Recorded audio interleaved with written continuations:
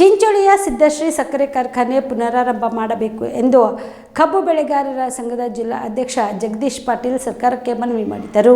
ಕಲಬುರಗಿಯ ಪತ್ರಿಕಾ ಭವನದಲ್ಲಿ ನಡೆದ ಸುದ್ದಿಗೋಷ್ಠಿಯನ್ನು ಉದ್ದೇಶಿಸಿ ಮಾತನಾಡಿದ ಅವರು 2023-24ನೇ ಸಾಲಿನಲ್ಲಿ ಕಬ್ಬು ಬೆಳೆದ ರೈತ ಬರಗಾಲದಿಂದ ಕಂಗೆಟ್ಟು ಹೋಗಿದ್ದಾನೆ. ಕಬ್ಬಿನ ಮೇಲೆ ನಂಬಿಕೆ ಇಟ್ಟು ಸುಮಾರು 20,000 ಎಕರೆ ಕಬ್ಬು ಕಾರ್ಖಾನೆಯ ಸುತ್ತಮುತ್ತಲೂ ಇರುವ ಚಿಂಚೋಳಿ, ಚಿತ್ತಾಪುರ, ಕಾಳಗಿ, ಕಮಲಾಪುರ, ಸೇಡಂ, ಕಲಬುರಗಿ ತಾಲೂಕಿನ ರೈತರು ಕಷ್ಟಪಟ್ಟು 12 ತಿಂಗಳು ಕಬ್ಬು ಬೆಳೆಸಿ ಆರ್ಥಿಕ ನಷ್ಟ ಅನುಭವಿಸಿ ಲಕ್ಷಾಂತರ ರೂಪಾಯಿ ಖರ್ಚು ಮಾಡಿ ಕಬ್ಬು ಕಹಿಯಾಗಿದೆ. ಕಾರ್ಖಾನೆ ಪ್ರಾರಂಭಿಸಿ 2 ತಿಂಗಳಾಯಿತು. ರೈತರು ಸ್ವಲ್ಪ ಹರ್ಷದಲ್ಲಿದ್ರು. ಆದ್ರೆ ಧರ್ಮದ ಹಾದಿಯಲ್ಲಿದ್ದ ರೈತನಿಗೆ ಕಾನೂನಿನ ನ್ಯಾಪವಡ್ಡಿ ಅಡೆತಡೆ ಉಂಟು ಮಾಡಿದ ಸರ್ಕಾರದ ಮತ್ತು ಕಾರ್ಖಾನೆ ಮಾಲೀಕರ ನೀಚತನದಿಂದಾಗಿ ಇಂದು ಕಾರ್ಖಾನೆಗೆ ಬೀಗ ಹಾಕಲಾಗಿದೆ. ಜಿಲ್ಲೆಯ ಸುಮಾರು 25,000 ರೈತ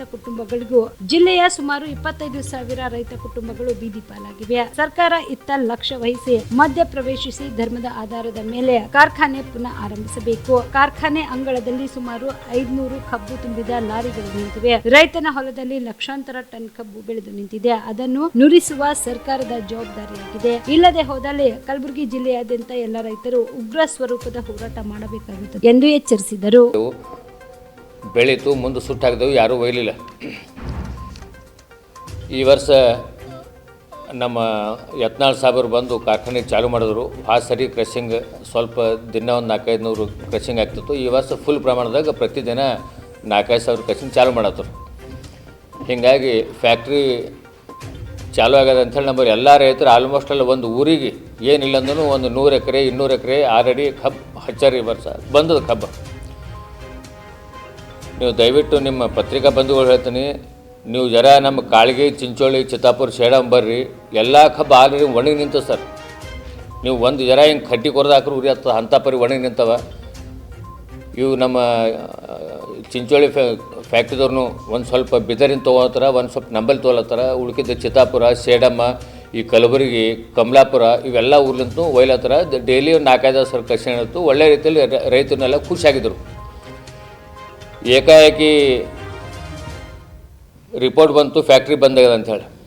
ಈಗ ಆಲ್ರೆಡಿ ನಂದು ಕಬ್ಬೆ 30 ಟನ್ ಕಬ್ಬು ಆಲ್ರೆಡಿ ಫ್ಯಾಕ್ಟ್ರಿ ಅದು ನಿಂತದ್ರಿ. ಈಗ ನೀವು ಹೋಗಿ ನೋಡಿರಿ, ಕನಿಷ್ಠ ಒಂದು 500 ಗಾಡಿ ನಿಂತವೆ ಸರಲ್ಲ. 500 ಗಾಡಿ ಒಂದೊಂದು ಗಾಡಿದಾಗ ಕಮ್ಸೆ ಕಮ್ಮಿ 25-30 ಟನ್ ಕಬ್ಬು ಅದ ರೀ. ಇದು ಬಿಟ್ಟು ನೀವು ಹೊಲದಾಗ ಒಬ್ಬೊಬ್ಬರ ಬಳ್ಳಿ 2 ಗಾಡಿ ಕಟ್ಟಿ ಮಾಡಿ ಕಬ್ಬು ಅವ ಸರ್. ಕಟ್ಟಿಂಗ್ ಮಾಡಿದ್ದು ಕಬ್ಬು ಕಡ್ದು ಹೊಲ್ದಾಗ ಹಾಕ್ಯಾರ್ರಿ. ಅದು ಹೆಂಗೆ ಅಂದ್ರೆ ಲಾರಿಗೆ ಹೋದ ರೂಪಾಯಿ ಲೇಬರ್ ಕಟ್ ಮಾಡ್ತಾರೆ.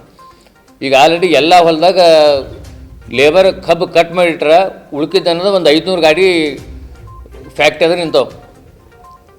ನೀವು ಸರ್ಕಾರ ಮತ್ತು ನೀವು ಕಾರ್ಖಾನೆ ಅದು ನಿಮ್ಮ ಕಾನೂನು ಪ್ರಕಾರ ಏನದ ಮಾಡ್ಕೋರಿ. ಕಾರ್ಖಾನೆ ಏನೋ ತಪ್ಪು ಮಾಡಿದಪ್ಪ ಅಂದ್ರೆ ದಂಡ ಹಾಕ್ರಿ. ನೀವು ರೈತರಿಗೆ ಯಾಕೆ ಪನಿಷ್ಮೆಂಟ್ ಕೊಡ್ತೀರಿ ಅಂತ ಕೇಳಿದ್ದು. ಈಗ ಎಷ್ಟು ತ್ರಾಸ ಅದ ರೀ. ಇನ್ನೂ ಕಮ್ಸೆ ಕಮ್ಮಿ ನಮ್ಮ ಕಾಳಗಿ ಭಾಗದ ಈಗ 10,000 ಎಕರೆ ಟನ್ ಕಬ್ಬು ಅದ ರೀ. 10,000 ಎಕರೆ ಕಬ್ಬು ಅದ. ಯಾರಿದು ಹೊಣೆಗಾರರು ಯಾರೀಗ? ನಾವು 12-13 ವರ್ಷ ನಾವು ಕಾರ್ಖಾನೆ ಚಾಲು ಅಲ್ಲ ಅಂತ ದೇವ್ರ ಕಲ್ಲಿ ಬೇಡ್ಕೊಂಡಿದ್ದೇವೆ. ಏನೋ ಅಲ್ಲಿ ಕಾರ್ಖಾನೆ ಚಾಲು ಆಯಿತು, ನಾವು ರೈತರು ಉದ್ಧಾರ ಆದೇವಪ್ಪ ಅಂತ ಜರ ಹಿಂಗೆ ಖುಷಿ ಪಡ್ಬಿಟ್ಟಿದ್ದೇನೆ ಕಾರ್ಖಾನೆ ಬಂದು ಮಾಡ್ತೀರಿ ನೀವು. ಈಗ ನಮಗೆ ಈ ಎಲ್ಲರಿಗೆ ಕಬ್ಬು ಹಚ್ಚಾರ. ಈಗ ಆಲ್ರೆಡಿ ಈಗ ಗುಲ್ಬರ್ಗ ತಾಲೂಕು, ಚಿತ್ತಾಪುರ, ಚಿಂಚೋಳಿ, ಸೇಡಮ್ಮ, ಕಾಳಗಿ ಭಾಗದಾಗ ಆಲ್ರೆಡಿ ಕಬ್ಬು ಬೆಳೆದು ನಿಂತದ. ಪೂರಾ ಬೆಳಗಾಗಿ ನಿಂತದ್ರಿ ಕಬ್ಬು. ಈಗ ಇದಕ್ಕೆ ಹೊಣೆಗಾರ ಯಾರ? ಈಗ ಬಂಧುಗಳೇ ದಯವಿಟ್ಟು ಅರ್ಥ ಮಾಡ್ಕೊರಿ. ರೈತ ಭಾಳ ದೊಡ್ಡ ತಕ್ಲೀಫ್. ಮೊದಲೇ ವರ್ಷ ಬರಗಾಲದ, ನೀರಿಲ್ಲ. ಅಂತರದಾಗ ರೈತ ಸಾಲ ಸೂಲ ಮಾಡಿ ಸಿಕ್ಕಾಪಟ್ಟಿ ಕಬ್ಬು ಬೆಳೆದಾನ. ಈಗ ಅದು ಒಯ್ದಿಲ್ಲ ಅಂದ್ರೆ ಹೆಂಗೆ? ಚಿಂಚೋಳಿ ಫ್ಯಾಕ್ಟ್ರಿ ಭರೋಸೆ ಮಾಡಿ ನಾವೆಲ್ಲ ಕಬ್ಬು ಹಚ್ಚಿದ್ವಿ.